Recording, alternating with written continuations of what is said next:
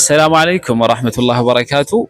هرا إدون الترجمنو مقال جمة مسجد رحمة ترجمنا أكسما وبوليوان كينيا أوروميا رمدي فلتاني دفن حالا سوتشي فلنو مجلس علاجسي مقال جمة رتي حلقة جيفاموف سوتشي قويا كاليسا لينجي كنا تراني هرمو إدو فلنو ترجمنا مي أمة جمة كناف حواسنا إنه مقالة جمة رتقولنا هذا ترجمنوف دامسي كميت في لأنه كان دبر سنيف مي إنجنر مهدي رأي أجيفنا والله إن شاء الله.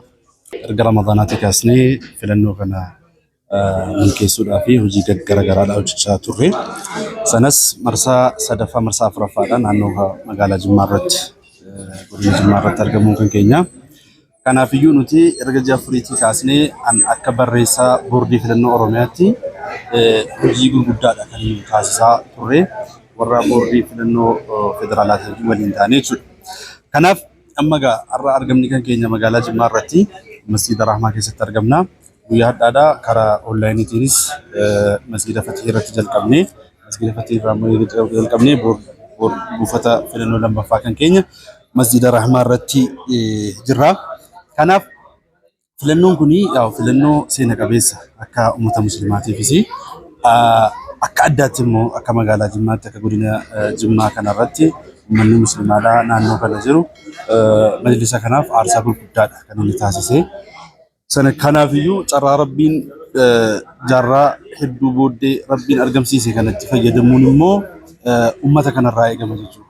Kanaaf uummanni kun dhaabbata isaadhaa dhaabbata majlisaa kana akka dhaabbata mataa isaatti ilaalee diinii isaatiif mana akhiraa isaatiif dhaabbata fayyadu waan ta'eef waan kanaan dura aarsaa itti kaffalaa ture har'a rabbiin hiree rabbi kennee fi filannoo kanarratti immoo dadammaqiinsa guddaa taasisuu qabaa waan jedhu qabaan. Kanaaf immoo isinis akka miidiyaatti namoonni influenshaalii ta'an namoonni dhiibbaa geggeessuu danda'an sheekotarraas haa ta'u hayyootarraas haa ta'u qaamolee jaarsolii gurguddaarraas haa ta'u dhimma kanarratti uummata kana kakaasee uummanni kun gara filannootti akka inni duulu taasisuu qabnaa kan jedhuun qabaan. Ulfaadha galatooma isaaniin jecha egaa amartiin qubatti jirtu gaafa qubatti buute malan beekamtu jedhanii osoo isin qubatti jirtu jabeeffachuun dirqama keenya hundaati. Bakka jirrutti haalata hunda jiru keessatti waan qabnu haa jabeeffannu asumaan isiniin jedha. Ramadamaa akka Oromiyaatti magaalaa Jimmaa irratti warroota argamanii haala sochii filannoo bara kanaa warroota gaggeessaaran irraayyuu mee gahee isaaniitii fi haala ramaddii isaanii irratti mee xiqqoo nuuf بسم الله السلام عليكم ورحمة الله وبركاته. مكان كان كو عبد الحميد نوراتي كان نفي أكا فيرالات تاكس فورسي دا أكا أورونيات يامو اتكافة ما كلاسترا كباليتا جتون غورينا جمع إلو بابوري في كسوما بونو بدلتي كان نفي فيسي هوبانو لنجي فلنو مجلسا براكوما لما في قدرتوربا eegalchuusuu fi akkasuma hubannoo kennuu irratti jira. Akkuma isin argitan namoonni hedduun galmee irra jira. Galmee bifa bareedaa ta'een eegalchiisnee jira. Mee jaroota hawaasa naannoo kanarratti argamaniif dhaamsi qabdan?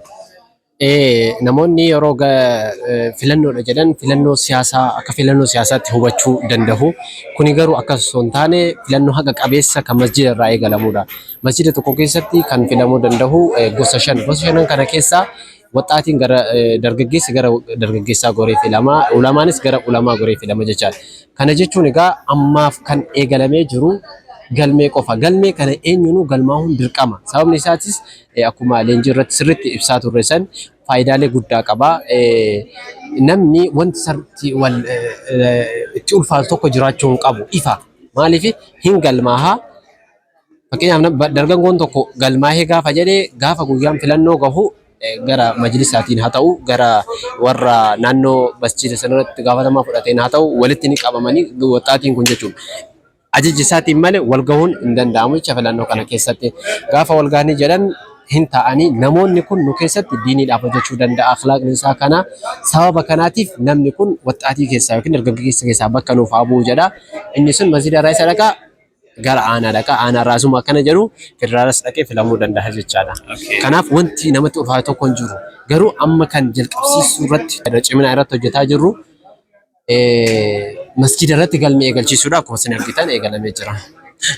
Egaa ulfaadha galatooma filannoon kun akka filannoo gaarii ta'uu kabajaan isin gaafannaa isinillee sheer walii godhaa uummataan gahaa uummanni keenyas waan qabu abbaatu jabeeffataa jedhama mitiiree. Amsa xumura. Ayyeegaa uummanni keenya bara dheeraadhaaf wal gahuun bara jabaate keessatti salaata kabajaa salaata ciidaa salaannee nagaa manatti deebi'uun bara jabaate keessa turree jirra baruma dhiyeenyaa jecha amma garuu jijjiiramni guddaan biyya kanatti dhufee nam tokko dhaabbata ofii bifa barbaadeen guddifachuu danda'a nama isa barbaade bakka buufachuu danda'a jechuun carraa guddaadha. Carraa kana garuu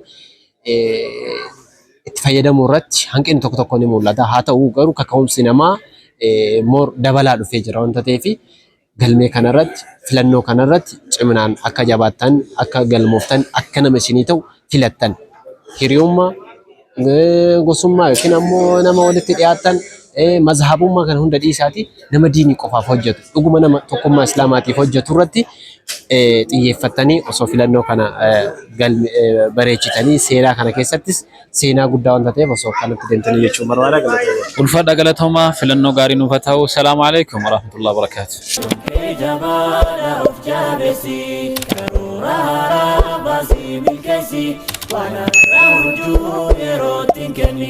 Haruma hojjadhuuti xumurii har'a kaaruusi kayyoo si duraa.